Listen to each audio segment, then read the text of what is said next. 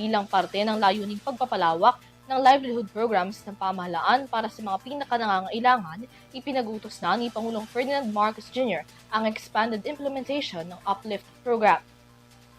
Sa ilalim nito, 37.5 milyon na Pilipino ang makakatanggap ng iba't ibang uri ng assistance para sa kanilang kabuhayan at kabahayan.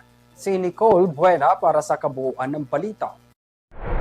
Sa lumalalang tensyon sa gitnang silangan na nagdudulot ng epekto sa presyo ng langis at bilihin sa bansa, inanunsyo ni Pangulong Marcos ang mas pinalawak na Unified Package for Livelihood, Industry, Food at Transport o AFLIP program sa pamamagitan ng AFLIP Assistance. Mataas ang gastusin, mas bumibigat ang pasanin ng bawat pamilyang nagsisikap tugunan ang kanilang pangangailangan, lalo na ang mga Pilipinong nasa laylayan ng lipunan. Kaya naman, patuloy tayong kumikilos upang mapagaan ang kanilang pasanin. Sa ilalim ng programa, makakatanggap ng isang beses na 2,000 karagdagang tulong ang 3,2 milyong benepisyaryo ng Pantawid Pamilyang Pilipino Program at Walang Gutom Program. Mas palalawakin rin ang suporta para sa mga mahihirap at malapit nang maging mahirap batay sa 2024 Community-Based Monitoring System o CBMS.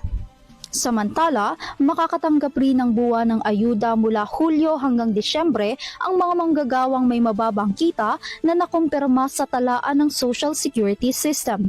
Programang ito, mabibigyan ng agarang tulong ang 7,2 milyong kabahayan o 37,500 na milyong Pilipino. Ayon sa Pangulo, ang programa ay pangungunahan ng DSWD kasama ang ibang ahensya ng pamahalaan sa pamamagitan ng digital na serbisyo upang matiyak ang mabilis, maayos at mas maginhawang proseso. Sa ating pagkakaisa at pagtutulungan, mapapanatili natin ang katatagan ng ating bansa at maisusulong ang isang mas maunlad na kinabukasan para sa lahat sa ilalim ng isang bagong Pilipinas. Hindi ni Pangulong Ferdinand Marcos na layunin ng pinalawak na programa na mapangalagaan ang kapayapaan ng mga pamilyang Pilipino na matustusan ng kanilang pang-araw-araw na pangangailangan.